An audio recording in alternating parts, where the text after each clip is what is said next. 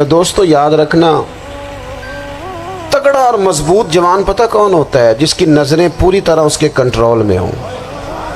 یہ علامت جوانی ہے۔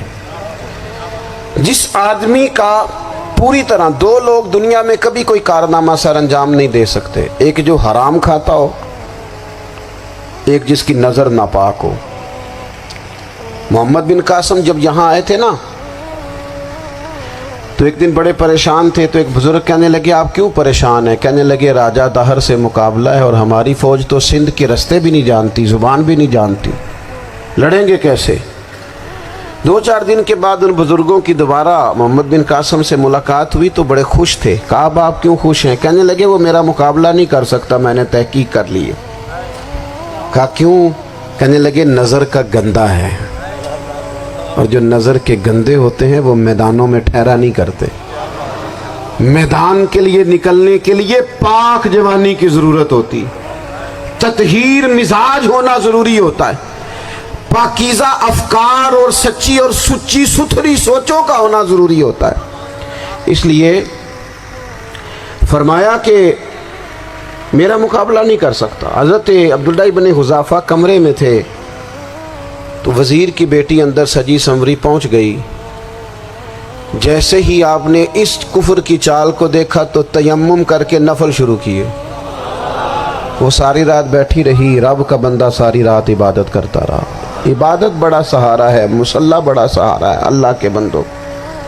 صبح دروازہ کھولا، وزیر نے اپنی بچی سے پوچھنا چاہتا تھا رزلٹ کیا نکلا، تو وہ کہنے لگی پیچھے ہٹ جا، اب تیرا میرا تعلق کوئی نہیں، میں نے نبی پاک کا کلمہ پڑھ لیا۔ اس نے کہا میں نے بھی زمانہ دیکھا ہے، پر یہ کیا لوگ ہیں، کستوری کے بنے ہوئے، سندل سے دھلے ہوئے، کہ میں ساری رات کمرے میں رہی اور 100 اور 1000 آدمی جس جوان کا مقابلہ نہ کر سکے، اتنا طاقتور جوان کمرے میں رہا اور اسے نظر اٹھا کے نہ دیکھا۔ او کچا رنگ للاری والا جڑا چڑھدا تے لیندا رہندا ہے، اے عشق تیرے دا رنگ محمد چڑھیا پھیر نہیں لیندا۔ میں کہا ایک دفعہ نظر اٹھا کے نہیں دیکھا، کمال ہو گئی۔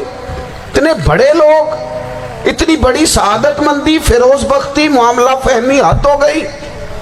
اللہ اکبر۔ دوستو بادشاہ جب پوری طرح ہار گیا نا، اس نے کہا مار دو۔ تیل گرم کیا ایک کڑاہی میں، اور جب آپ کو اس میں ڈالنے لگے تو آپ کی آنکھوں میں آنسو آ گئے۔ بادشاہ کا خیال ہوا شاید نرم ہو گئے ہیں، کہنے لگا روئے کیوں؟ فرمانے لگے سوچتا ہوں جان ہی ایک ہے، کتنا مزہ ہے اس کی راہ میں جان دینے کا، کتنی لذت ہے اس کے نام پر مرنے میں، کتنا لطف ہے۔ جے تو چڑھیا اتے دار بھی نہیں، تے جے تو وکیا عشق بازار بھی نہیں، تے ایڈا سستا سودا پیار بھی نہیں، تے ایڈا سستا لبدا یار بھی نہیں۔ کئی جنگل گانے پیندے نہیں، کئی دوزخ لنگنے پیندے نہیں، جے وہ اس ملوں بھی مل جاوے، ایدوں سستا ہور بپار بھی نہیں۔ تے کچھ سمجھ نہ آوے لوکاں نوں وہ کادے نال شہید کرے، ڈٹھی یار دے ہاتھ تلوار بھی نہیں، پر او دا خالی جاندہ وار بھی نہیں۔ کہنے لگے ایک جان ہے نا، تو دل کرتا ہے ہزاروں ہوتی تو ایک ایک کر کے محبوب کے نام پہ قربان کرتا، جب میرے پاس ہے ہی ایک، کروں کیا؟ حضرت عبداللہ ابن حذافہ رضی اللہ تعالیٰ عنہ جب روئے اور بادشاہ نے یہ بات سنی، تو بادشاہ اٹھ کے کھڑا ہو گیا، سارے وزیروں مشیروں کو کہنے لگا تم نے کہا تھا نا بندہ ضائع کرنے والا نہیں، یہ بھی ضائع کرنے والا نہیں۔ کہنے لگا میرا ماتھا چومو، تم جیسے لوگوں کو قتل نہیں کرنا چاہیے، آزاد کرنا چاہیے۔